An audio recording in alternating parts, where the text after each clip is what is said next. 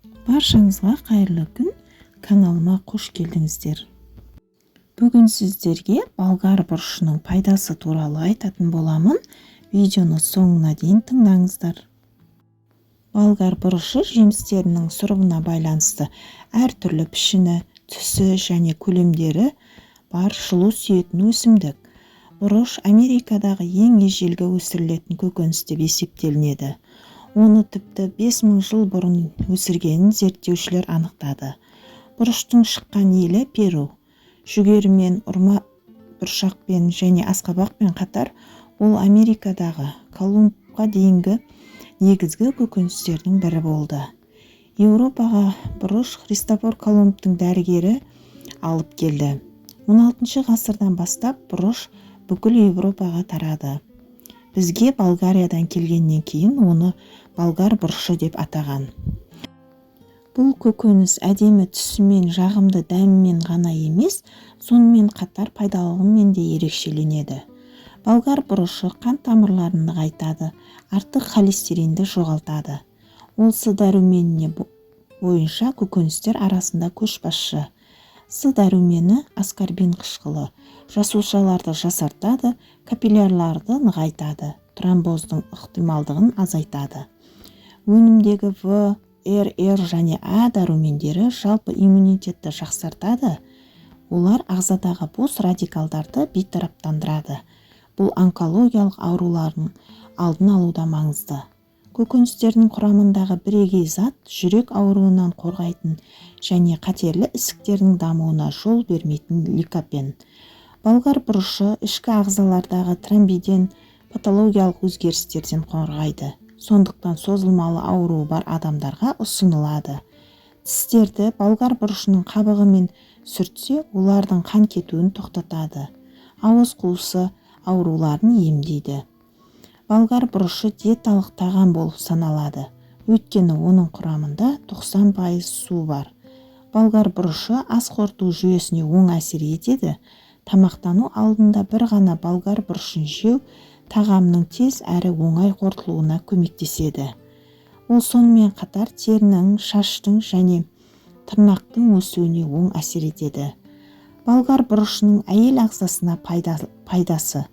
Болгар бұрышы әйел денсаулығына баға жетпес көмекші. Жүктілік кезінде пісірілмеген көкөністерді күнделікті тұтыну сәбидің дамуына оң әсер етеді. Калий, магний, фосфор, мыс, натрий, мырыш, марганез, селеннің күнделікті қажеттілігін өтейді. Жүктілік кезінде болгар бұрышын тұтынудағы норманы ұмытпау керек. Көкөністерді шамадан тыс жеу жүрек айнуы мен құсуға алып келеді. Сау адам үшін болгар бұрышының күнделікті нормасы 1 дана. Оның сығылған суын бетке арналған косметикалық маска ретінде қолдануға болады. Болгар бұрышының әртүрлілігі көзді қуантады. Қызыл, жасыл, сары көкөністердің түсіне байланысты құрамы да өзгереді. Көк болгар бұрышы. Көк болгар бұрышының пайдасы хлороген қышқылына бай, ол канцерогенді дамушы ісік тінінің заттардың зақымдалуын азайтады. Қан тамырларындағы холестеринді, тромбтардың пайда болуына жол бермейді. Зияны аштық сезімін тез тудыруы мүмкін. Сондықтан диетадағы адамдарға көп мөлшерде ұсынылмайды. Ал қызыл болгар бұрышының пайдасы ол ликопен мен С дәрумені бойынша басқалардан асып түседі. 100 грамм өнім С витаминінің тәуліктік қажеттілігін 4 есе қанағаттандырады. Зияны болса, аллергиясы, тері бөртпесі, ағзадағы аскорбин қышқылының жоғарылауына қарсы көрсеткіштері бар адамдарға ұсынылмайды. Ал сары болгар бұрышының пайдасына келер болсақ, ол калийге өте бай.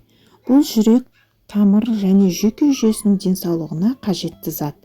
Ұйқысыздықты жеңеді, есте сақтау қабілетін нығайтады. Зияны болса, аллергия тудыруы мүмкін. Қандай жағдайларда жеуге болмайды? Аллергиялық реакциялар, гипервитаминоз, жоғары сезімталдық, тромбофлебит. Осыған байланысты проблемалары бар адамдар болгар бұрышын тұтыну кезінде абай болу керек. Өйткені бұл асқазан ішек жолдарының шырышты қабатына әсер етуі мүмкін. Ол қан қысымын төмендетеді.